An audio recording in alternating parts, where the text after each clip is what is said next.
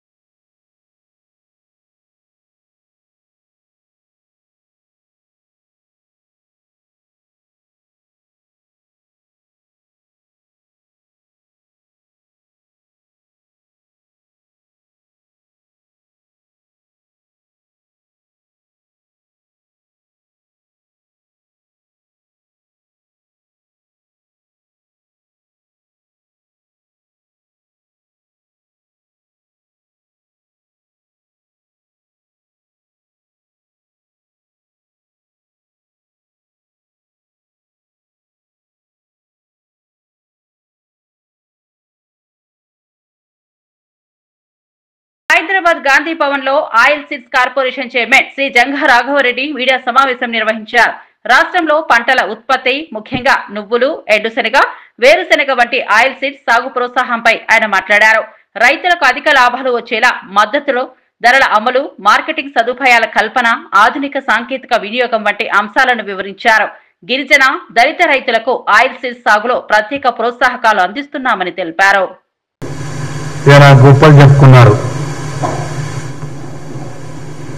హరీష్ రావు గారికి తెలుసో తెలదో అనే స్వార్థం కోసం మాట్లాడుతున్నాడో, ఓట్ల కోసం మాట్లాడుకోమని మనకేం అభ్యంతరం లేదు. కానీ ప్రజల పార్టీగా కాంగ్రెస్ పార్టీ అధికారంలోకి వచ్చిన తర్వాత ఫ్యాక్టరీ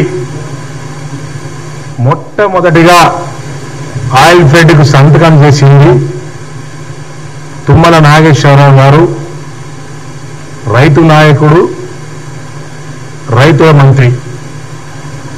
ఆయిల్ ఫెడ్ మీద తెలంగాణలో టీఆర్ఎస్ పార్టీలో కాదు ఎవరికి కూడా అవగాహన లేదు.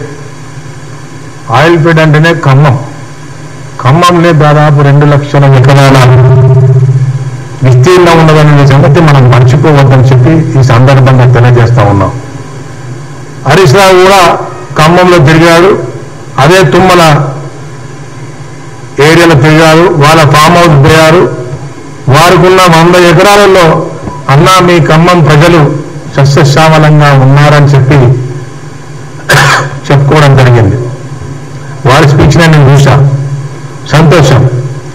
కానీ ఫ్యాక్టరీ నిర్మాణం డిసెంబర్ 23 కల్లా అసలు పని మొదలు కాలే, పని స్టార్ట్ కాలేదు. అక్కడ ఎడారిగా భూమి మాత్రమే సేకరించబడిందన్న సంగతి మర్చిపోవద్దని చెప్పి సందర్భంగా మీకు తెలియజేస్తా ఉన్నా. వారు భూమి పూర్తి చేయడం కారణం నేనే అని చెప్పుకుంటున్నాను. వారికి ఇంకొక సంగతి తెలియదేమో, ఇది అగ్రిమెంట్, టెండర్ అగ్రిమెంట్. కాంగ్రెస్ ప్రభుత్వం వచ్చిన తర్వాత టెండర్ అగ్రిమెంట్. ఆంధ్రప్రదేశ్ శాసన మండలిలో మంత్రి అనిత చేసిన వ్యాఖ్యలపై వైసీపీ సభ్యులు అభ్యంతరం వ్యక్తం చేశారు. తమపై గొడ్డలిపోటు, కోడికత్తి దాడులు, కుటుంబ కేసులు లేవన్న వ్యాఖ్యలు అనుచితమని విమర్శించారు. అనిత మాటలపై ఆగ్రహం వ్యక్తం చేసిన వైసీపీ ఎమ్మెల్సీలో సభ వాతావరణం ఉద్రిక్తంగా మారింది. ఆందోళన వ్యక్తం చేస్తూ చివరికి సభ నుంచి వాకౌట్ చేశారు. కొన్ని సోషల్ మీడియాలో మాట్లాడేటప్పుడు తెలుగుదేశం ఎన్డీఏ కూటమి సభ్యులలోనే 94% మీద కేసులు ఉన్నాయనని సాక్షి పేపర్ ఏదో రాశాడు అధ్యక్ష. మా మీద ఏమి గొడ్డల వేటి మీద పెట్టామని హత్యల కేసులు లేవు అధ్యక్ష. కోడికెత్తున్నదని మా మీద అధ్యక్ష కేసులు లేవు అధ్యక్ష. అమ్మ చెల్లి కేసులు పెట్టామని మా మీద కేసులు లేవు అధ్యక్ష. కేవలం మా మీద కేసులు ఉన్నది ఏంటంటే రాజకీయ కేసులు. నువ్వు ఇసుక మాఫియా చేస్తున్నావని మేము రోడ్డు ఎక్కితే కేసులు పెట్టారు, లేదు మైనింగ్ మీద కేసులు పెడితే కేసులు పెట్టారు. నేను ఎవరి పేరు ఎత్తలేదు, నేను కేసుల గురించి మాట్లాడాను. మీరు భుజాలు తడుకుంటే నేనేం చేయాలి? భుజాలు తడుకుంటే నేనేం చేయాలి? ఈ రోజు లీగల్ గా అది కూడా అధ్యక్ష ఈ కేసులు ఏదైతే ఉన్నాయో ఈ కేసుల్ని తొందరగా వాళ్ళకి ఎలా పరిష్కారం చూపించాలి ఉద్దేశంతో పోలీస్ డిపార్ట్మెంట్ తోని అదేవిధంగా లా డిపార్ట్మెంట్ తోని కూడా ఒక మీటింగ్ కూడా అరేంజ్ చేసుకోవడం జరిగింది అధ్యక్ష. దీని మీద యాజ్ వెల్ యాజ్ పాసిబుల్ ఒక మంచి న్యూస్ రావాలని నేను కూడా మనస్ఫూర్తిగా కోరుకుంటున్నా. దానికి హోమ్ డిపార్ట్మెంట్ లా డిపార్ట్మెంట్ రెండు కూడా కోఆర్డినేషన్తో పనిచేస్తున్నాయి. గవర్నమెంట్ కూడా దీనికి పూర్తి మద్దతు కూడా ఇస్తుంది అధ్యక్ష. థ్యాంక్ యూ అధ్యక్ష.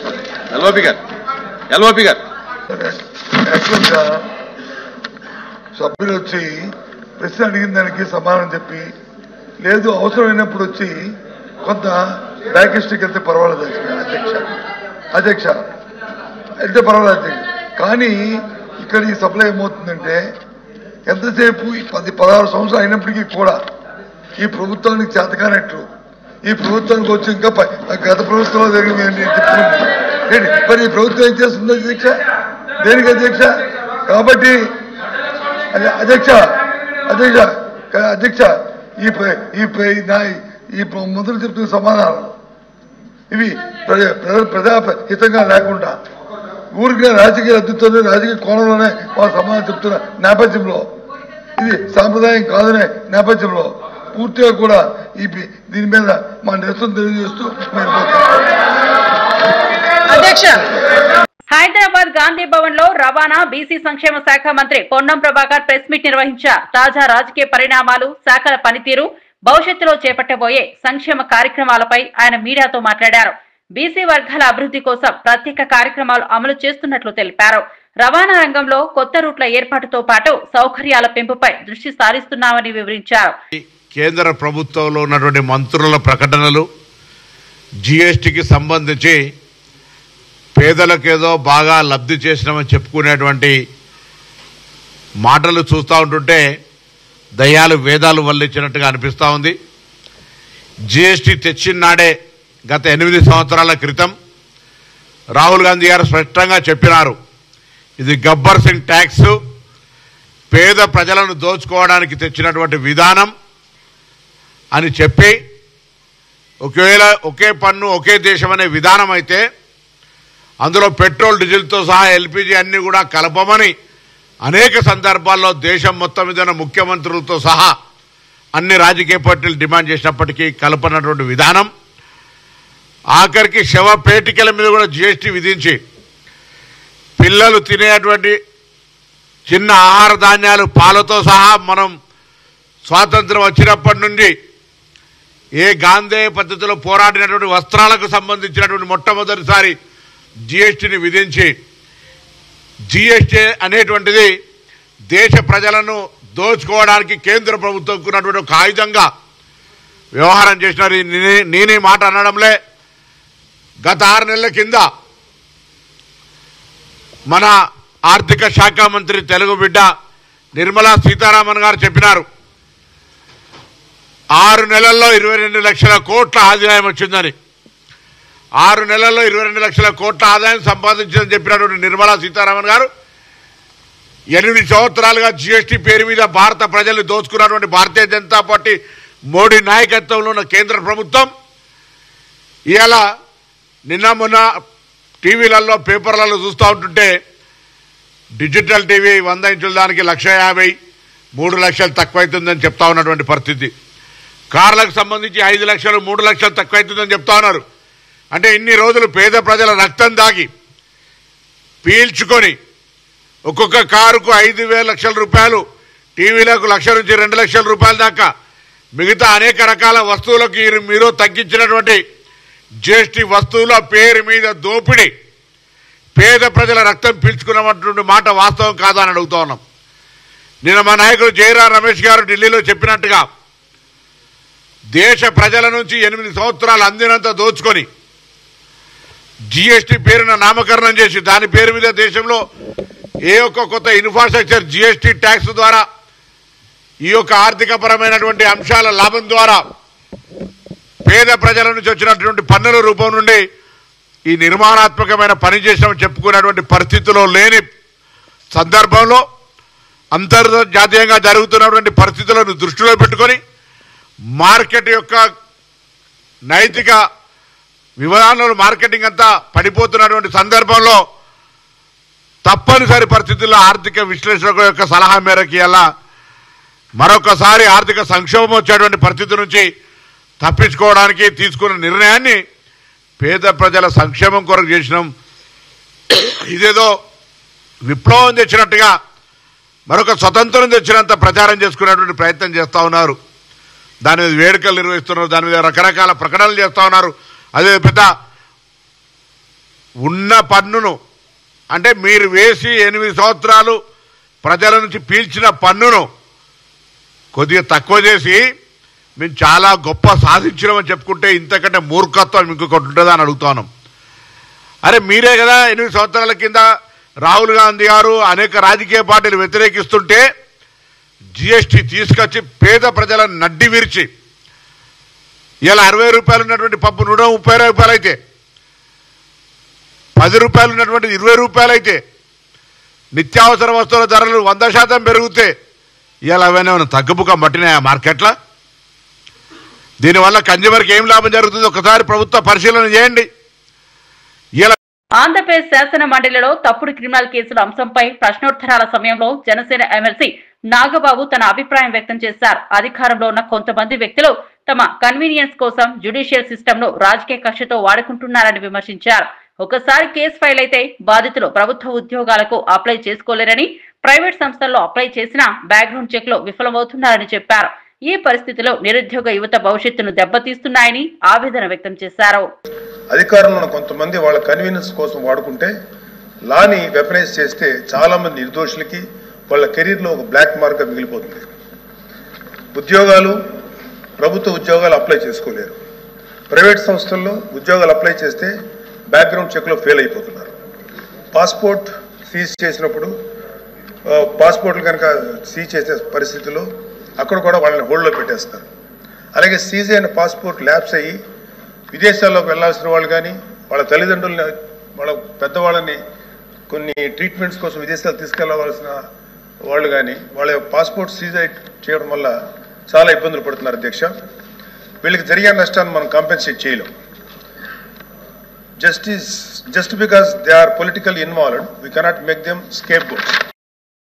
ఆన్లైన్ బెట్టింగ్ యాప్ కేసులో మాజీ క్రికెటర్ యువరాజ్ సింగ్ ఈడీ విచారణకు హాజరయ్యారు. ఢిల్లీలోని ఎన్ఫోర్స్మెంట్ డైరెక్టర్ కార్యాలయానికి యువరాజ్ చేరుకున్నారు. ఇదే కేసులో ఇప్పటికే టీమిండియా మాజీ ఆటగాళ్లు శిఖర్ ధవన్, సురేష్ రైనా, రాబిన్ ఉత్తప్పలను ఈడీ విచారించింది.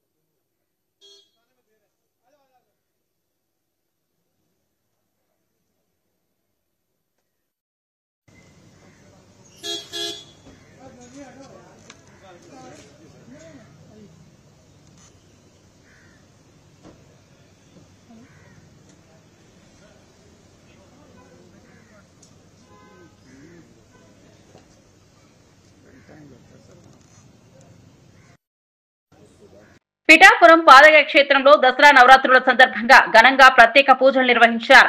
మాజీ ఎమ్మెల్యే వర్మ అమ్మవారికి చీరలు, పండ్లు సమర్పించి భక్తి శ్రద్ధలతో ప్రార్థనలు చేశారు. పీఠాపురం నియోజకవర్గ ప్రజలకు అమ్మవారి ఆశీస్సులు లభించి అష్టైశ్వర్యాలు కలగాలని ఆకాంక్షించారు. ఈ సందర్భంగా వరలక్ష్మి వ్రతాన్ని ప్రారంభించి 4 లక్షలతో కార్యక్రమాన్ని ప్రారంభించారు.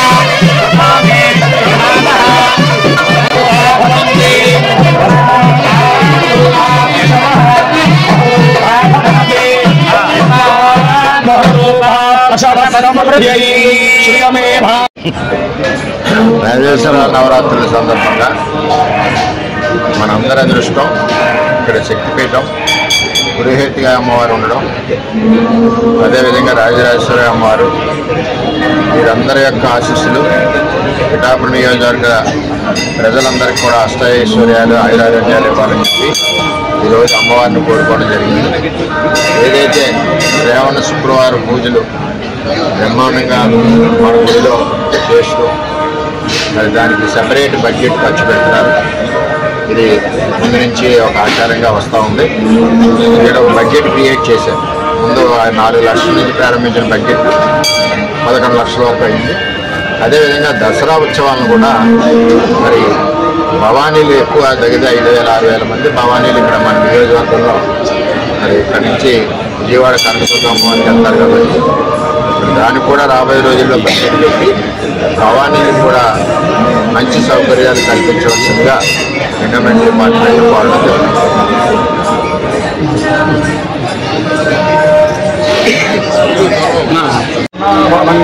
సమస్త సన్మంగళాని భవంతు.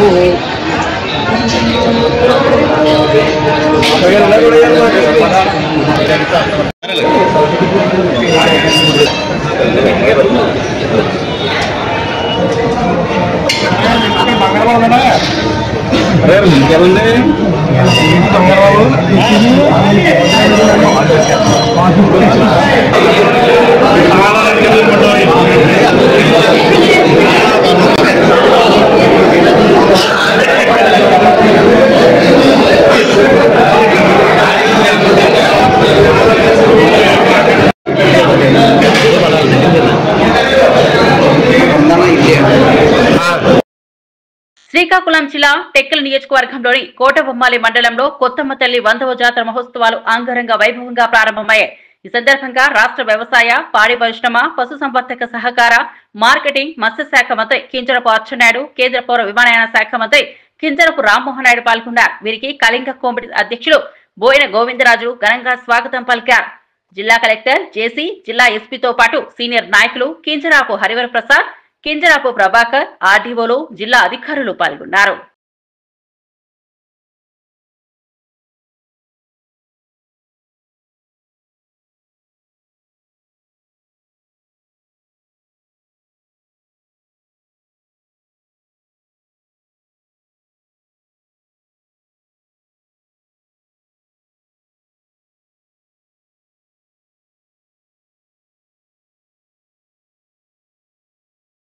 రాష్ట్రంలో ఎంపీటీసీ, జెడ్పీటీసీ పదవీ కాలం ముగిసి 20 నెలలు గడిచిన స్థానిక సంస్థల ఎన్నికలు నిర్వహించలేకపోవడం కాంగ్రెస్ ప్రభుత్వ అసమర్థతని బీఆర్ఎస్ నేతలు తీవ్రంగా విమర్శించారు. ప్రజాస్వామ్యంలో కీలకమైన ఈ ఎన్నికలు వాయిదా వేస్తూ సీఎం రేవంత్ రెడ్డి సామంతరాజులను నియమించే ప్రయత్నం చేస్తున్నారని ఆరోపించారు. స్థానిక సంస్థలు బలహీనపడేలా కాంగ్రెస్ ప్రభుత్వం పనిచేస్తోందని మండిపడ్డారు. ఇలాంటి పరిస్థితుల్లో మంత్రులు పదవుల్లో ఉండడానికి అర్హత లేదని, వారు వెంటనే రాజీనామా చేయాలని బీఆర్ఎస్ నేతలు డిమాండ్ చేశారు. ఎన్నికలు పెట్టలేనటువంటి అసమర్థ మంత్రిగా మిగిలిపోయే బదులు ఆ శాఖను వదులుకొని రాజీనామా చేస్తే ప్రజలు హర్షిస్తారేమో అనే విషయాన్ని ఒకసారి ఆలోచన చేసుకోవాలి. కాంగ్రెస్ పార్టీ మూల సిద్ధాంతం గ్రామీణ ప్రాంతాలు బాగా అభివృద్ధి చెందాలని ఆనాడు గాంధీ, నెహ్రూ కలలు కన్నటువంటి పరిస్థితి. మీరు మరి దానికి భిన్నంగా చేస్తారు, ఒకసారి ఆలోచన చేసుకోవాలి. ఇలా పరిస్థితి ఎట్లుందంటే పెట్టిపోయేనోడు పెయ్యల్లా బట్టి చూసినట్టు ఎన్నికలే జరిపేది లేదు. నువ్వు సర్పంచ్ల వ్యవస్థనే నిర్వీర్యం చేసినావు, పంచాయతీరాజ్ శాఖ గురించి మాట్లాడతావు. ఇంకా నువ్వు ఎన్నికలే పెట్టినప్పుడు ఆ పంచాయతీరాజ్ శాఖలో ఉన్నటువంటి గాంభీర్యం ఏందో ఒకసారి ఆలోచన చేసుకోవాలి. అదే జిల్లా మండల పరిషత్ మే 2024లో అయిపోయింది. ఇప్పటి వరకు ఆ ఎన్నికలు కూడా పెట్టే పరిస్థితి లేదు. ఇవాళ జడ్పీటీసీలు 538 మంది జడ్పీటీసీలు, 5817 మంది ఎంపీటీసీలు. మరి వాళ్ళను కూడా ఎన్నికలు పెట్టకుండా ఏ విధమైనటువంటి సంకేతం ఇస్తారు? మరి లేకపోతే రేవంత్ రెడ్డి గారు అనుకొని అన్ని రాజరిక పాలన లేక నామినేట్ సామంతరాజుల గుట్ల నియమించుకుంటారా అనేది ఒకసారి ఆలోచన చేసుకోవాలి. ఏమన్నా మాట్లాడడానికండి ఆ సంబంధిత మంత్రులకు సిగ్గుండాలి. ఏమన్నా మేము ఈ అసమర్థ మంత్రులుగా మిగిలిపోయే బదులు మేము ఆ పదవిని వదులుకుంటానన్న గౌరవం ఉంటుందేమనే ఇంతనైనా ఇంకిత జ్ఞానం లేదు. ఇవాళ గ్రామీణ ప్రాంతాలలో ఎక్కడికక్కడ అభివృద్ధి కుంటుపడింది. మురికి కూపాలుగా గ్రామాలు మారినాయి. మంచినీళ్లు రావడం లేదు, విద్యుత్ దీపాలు వెలగడం లేదు, పారిశుద్ధ్య కార్మిక. గుంటూరులో డయేరియా కలకలం రేపుతోంది. జీజీహెచ్ లో చికిత్స పొందుతున్న ఇద్దరికి కలరా పాజిటివ్ గా నిర్ధారణ అయింది. రామిరెడ్డి తోటకు చెందిన మరొకరు కూడా కలరా రాగా తేలడంతో ప్రజల్లో ఆందోళనలు భయాందోళనలు వ్యక్తమవుతున్నాయి. వ్యాధి వ్యాప్తి చెందకుండా ముందు జాగ్రత్తలు తీసుకుంటున్నామని గుంటూరు కలెక్టర్ తమీం అన్సారియా తెలిపారు. ఇప్పటికే వైద్య బృందాలు సర్వే నిర్వహించి ఇంటింటికి వెళ్లి పరిశీలిస్తున్నాయని వెల్లడించారు. త్రాగునీటి వనరులు, శానిటేషన్ పై ప్రత్యేక దృష్టి పెట్టి అవసరమైన చర్యలు చేపడుతున్నట్లు కలెక్టర్ స్పష్టం చేశారు.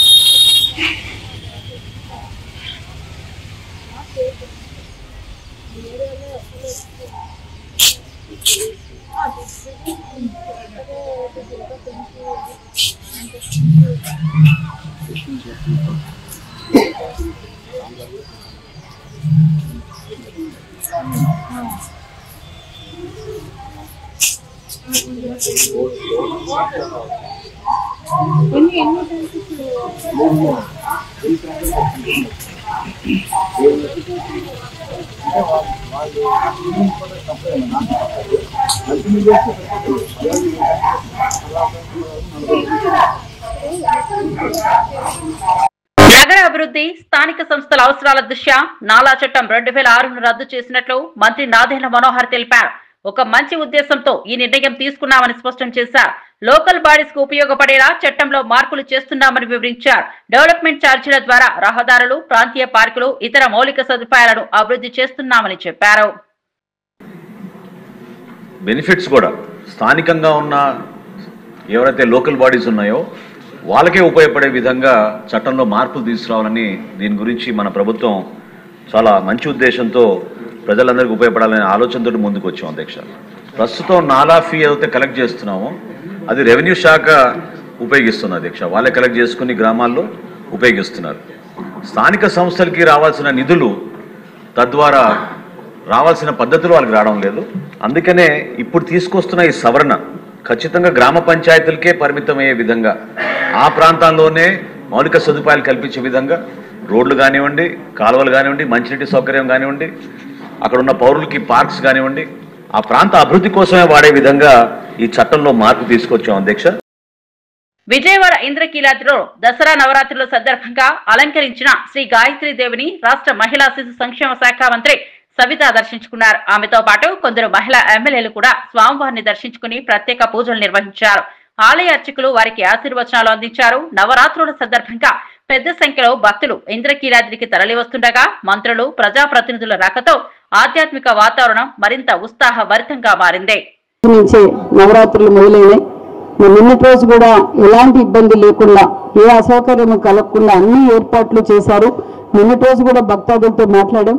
మరి ఈ రోజు కూడా మరి ముగ్గురు మంత్రులము, శాసనసభ్యులు, మహిళా శాసనసభ్యులు, మరి అదేగా మహిళా మండలి సభ్యులు అందరం వచ్చి ఈరోజు అమ్మవారి దర్శనం కూడా చేసుకున్నాం. దర్శనం కూడా బాగా జరిగింది.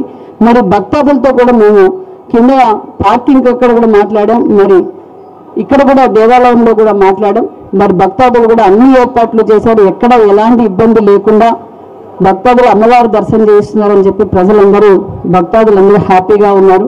అదేవిధంగా మరి ఈరోజు అమ్మవారిని కూడా ఈ రాష్ట్రం కోసం, స్త్రీ శక్తి కోసం శ్రీ ముఖ్యమంత్రి చంద్రబాబు నాయుడు ఎలా కష్టపడుతున్నారో మనందరికీ తెలుసు. ఎలా అంటే అమ్మవారి స్ఫూర్తి మరి అందరికీ తెలుసు. మరి ఈరోజు మన రాష్ట్రం కూడా అన్ని విధాలుగా అభివృద్ధి జరగాలి, అమ్మవారి అనుగ్రహం కావాలి. ఖచ్చితంగా అమ్మవారి అనుగ్రహం మనందరికీ ఉంటుంది. కాబట్టి మనం కోరుకున్న స్వర్ణాంధ్రప్రదేశ్గా మారటానికి అందరూ సహకరించాలి. మరి ఇదే విధంగా క్లీన్ అండ్ గ్రీన్ కూడా చాలా బాగుంది. మెడికల్ క్యాంప్స్ పెట్టారు, వాటర్ పెట్టారు, అన్ని ఫెసిలిటీస్ భక్తాదులకు చేశారు. ఇంకా ఈ రోజు కూడా ఇంకా భక్తాదులు పెరిగే అవకాశం ఉందని కూడా కలెక్టర్ గారు చెప్పారు. అందరూ దగ్గరుండి, ఒక పక్క హోమ్ మినిస్టర్ గారు, మరి బోర్డు గారు, అదేవిధంగా పోలీసులు, డాక్టర్ అందరూ కలిసి ప్రతి ఒక్క చిన్న విషయాన్ని సీసీ కెమెరాలు కూడా అరేంజ్ చేసి, డ్రోన్ కెమెరాస్ కూడా అరేంజ్ చేశారు. అన్ని ఏర్పాట్లు ఎప్పటికప్పుడు ఎక్కడ ఎలాంటి ఇబ్బంది కలగకుండా భక్తాదులు భక్తాదులకు అనుకూలం చేశారు. మరి భక్తాదులు కూడా మనం తెలియజేసి ప్రతి ఒక్కరూ వచ్చి కనకదుర్గమ్మ గారి ఆశీర్వాదం తీసుకోవాల్సిందిగా కోరుకుంటూ థ్యాంక్ యూ. జై భవాని.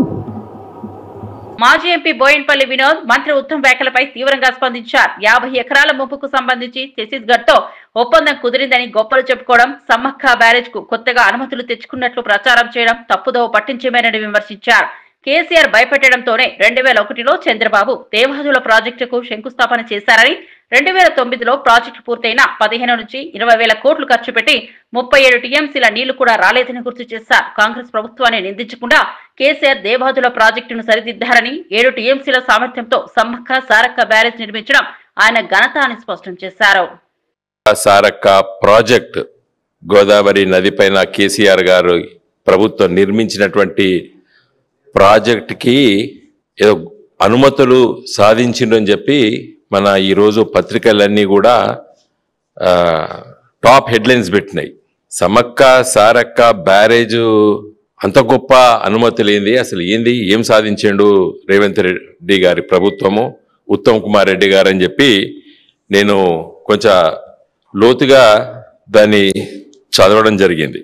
ఏం తీసుకొచ్చిందంటే 50 ఎకరాల ముంపుకు అనుమతులు ఇస్తామని ఒప్పుకుంటే అంత పెద్ద ప్రచారం. 50 ఎకరాల ముంపుకు ఛత్తీస్గఢ్ ప్రభుత్వము అనుమతి ఇవ్వడానికి సుముఖంగా ఉన్నదని చెప్పి ఆ మంత్రి చెప్తే ఇవాళ దానికి అంత పెద్ద ప్రచారం మరి తెచ్చుకున్నది రేవంత్ రెడ్డి గారి ప్రభుత్వం. ఇలా సమ్మక్క సారక్క బ్యారేజ్కి అనుమతులు అంటే నేను ఏదో చాలా ఏమొచ్చిందబ్బా, ఎన్ని డబ్బులు వచ్చినాయి, ఏమొచ్చినాయి. ఎందుకంటే మేమందరం ముఖ్యంగా పూర్వపు వరంగల్ జిల్లా నాయకత్వం ఉద్యమ కాలం నుండి ఎన్నో సార్ల మరి గోదావరి నదిలో తలపెట్టినటువంటి ప్రాజెక్టుల డిమాండ్ ఉద్యమ కాలంలో, ఇప్పుడు కాదు, తెలంగాణ వచ్చిన తర్వాత కాదు, కాంతనపల్లి ప్రాజెక్ట్ నిర్మించాలని చెప్పి దాదాపు 1000 మందిని తీసుకెళ్లి ఎండాకాలంలో గోదావరి నదిలో దిగి మరి అక్కడ కార్యక్రమాలు జరిపినాం. ఆ రోజు 2001 నుండి ఈ రోజు వరకు తెలంగాణ ఆంధ్రప్రదేశ్ శాసన మండలిలో మంత్రి నారా లోకేష్ ఫీజు రీయింబర్స్మెంట్ అంశంపై కీలక వ్యాఖ్యలు చేశారు. వైఎస్ఆర్సీపీ ప్రభుత్వం విద్యార్థులకు 4000 కోట్ల బకాయిలు పెట్టి వెళ్లిందని వెల్లడించారు. కూటమి ప్రభుత్వం బాధ్యతగా ఇప్పటి వరకు 1200 కోట్లు విడుదల చేసిందని వివరించారు. ఈ విషయంపై వైసీపీ సభ్యులు చేస్తున్న దుష్ప్రచారం పట్ల స్పందించిన లోకేష్ ఫీజు రీయింబర్స్మెంట్ పై ఎప్పుడైనా సభలో చర్చకు సిద్ధమని సవాల్ విసిరారు. కోవిడ్ అప్పుడు 644 కోట్లు ఎగ్గొట్టారు అధ్యక్ష. ఆర్టీఎఫ్ కింద 3000 కోట్లు పెండింగ్, ఎంటీఎఫ్ కింద 8900 కోట్లు పెండింగ్. చెప్పిన ఒక విషయం చాలా ఇంపార్టెంట్, 24-25 చూస్తే మన ప్రభుత్వం కూటమి ప్రభుత్వం వచ్చిన తర్వాత 1200 కోట్లు రిలీజ్ చేశాం. పెండింగ్ ఉన్న 1400 కోట్లు వచ్చే 3 నెలలు మేము రిలీజ్ చేస్తాం. మీరు 4000 కోట్లు బకాయిలు పెట్టి మీరు మాట్లాడితే ఎట్లమ్మా? 4000 crores 4000 కోట్లు బకాయిలు పెట్టిపోయి మీరు 4000 crores పెండింగ్ పెట్టారు. మీరు మంత్రి ఉన్నప్పుడు 4000 కోట్లు బకాయిలు పెట్టిపోయి మీరు మమ్మల్ని అంటారు. కోవిడ్ 644 కోట్లు కోవిడ్ ఎప్పుడు బకాయిలు పెట్టారు స్వామి? 2021 Q4 683 కోట్లు బకాయిలు. 23, 24 Q2, Q3, Q4 1753 కోట్లు బకాయిలు మీ టైంలో బకాయిలు పెట్టి ఎంపీఎస్ మీ టైంలో 895 కోట్లు బకాయిలు పెట్టి మీరు మొన్న పడతారు సార్. అందుకే మీరు బీఎస్సీలో తీసుకురాలా, మీరు బీఎస్సీలో అందుకే తీసుకురాలే subject. Come to BSc, we will debate. I am ready to debate on education. Botsa గారు పోయినసారి మీరు వాకౌట్ చేశారు పోయిన సెషన్. ఎడ్యుకేషన్ మీద నేను డిబేట్ చేసినప్పుడు మీరు అదే తలుపు నుంచి మీరు బయటకు వెళ్లారు. I'm ready for debate. Education మీద చర్చించడానికి నేను రెడీ. మీ టైంలో 12 లక్షల మంది పిల్లలు ప్రభుత్వ పాఠశాలకు దూరట్టారు, చర్చించడానికి నేను రెడీ. సరైన ఫార్మాట్ లో రండి, ఐ డిస్కస్. గౌరవ ఎల్ఓపి గారు, నేను అన్పార్లమెంటరీ లాంగ్వేజ్ వాడానని చెప్తాం జరిగింది. ఆ వివరాలు ఏముందో చెప్పండి సార్. మళ్ళీ ఆరోపణలు చేసి తప్పించుకుంటాం కాదు. I have never used any unparliamentary language. నేను చాలా గౌరవిస్తాను. బొత్స గారు అన్నాను, నేను ఎప్పుడు వచనంతో కూడా మాట్లాడలేదు. ఎల్ఓపి గారిని గౌరవిస్తాను, ఆయన ఏజ్ ని నేను గౌరవిస్తాను, ఆయన సీనియారిటీని కూడా గౌరవిస్తాను. ఇవి బులెటిన్ అప్డేట్స్. మరో బులెటిన్ లో మళ్ళీ కలుద్దాం.